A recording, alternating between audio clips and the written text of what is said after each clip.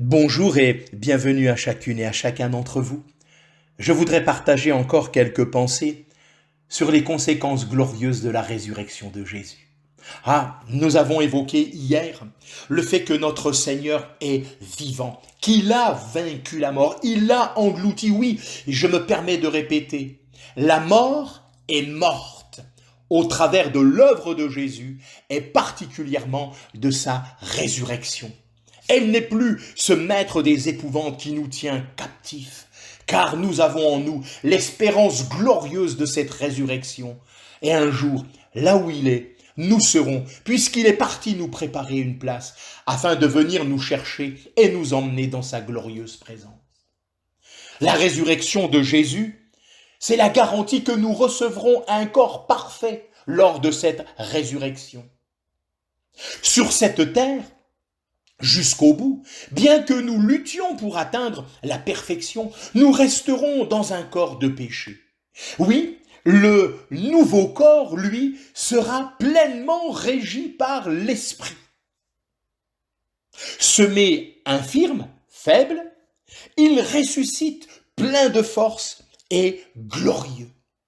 Nous avons vu les nôtres atteints de la maladie, touchés par le vieillissement et finalement par la mort.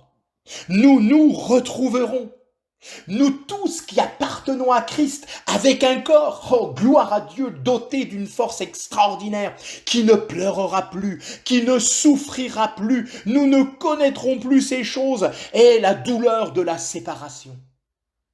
Jésus-Christ ressuscité est la preuve certaine donnée à tous les hommes, que Dieu jugera le monde en justice par Jésus-Christ. En Jean 5, versets 24 à 29, Jésus avait affirmé, en vérité, je vous le dis, celui qui écoute ma parole et qui croit à celui qui m'a envoyé a la vie éternelle et ne vient point en jugement, mais il est passé de la mort à la vie. En vérité, je vous le dis, l'heure vient, et elle est déjà venue, où les morts entendront la voix du Fils de Dieu, et ceux qui l'auront entendu vivront. Car comme le Père a la vie en lui-même, ainsi il a donné au Fils d'avoir la vie en lui-même, et il lui a donné le pouvoir de juger, parce qu'il est le Fils de l'homme. Ne vous étonnez pas de cela, car l'heure vient où tous ceux qui sont dans les sépulcres entendront sa voix et en sortiront.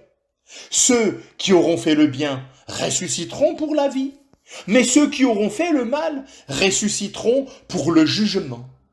Dieu l'a confirmé par la résurrection de Jésus. Ce fait est certain.